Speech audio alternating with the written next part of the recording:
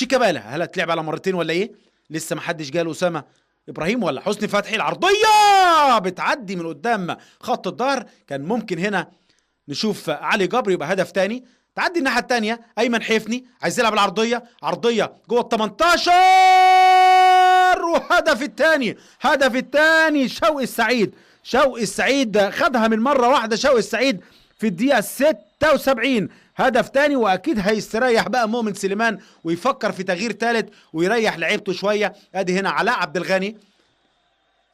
شوقي السعيد الراجل حطها بدون اي رقابه وتغطيه. كل المدافعين داخلين ضامين لجوه، ماسكين 2 لعيبه، 5 لعيبه ماسكين 2 لعيبه من نادي الزمالك، سايبين شوقي السعيد لوحده تماما. وحطها راحت على شمال حارس المرمى مصطفى عبد الستار عشان يتقدم نادي الزمالك بهدف تاني في الدقيقه 76. رايحه على شمال مصطفى عبد الستار.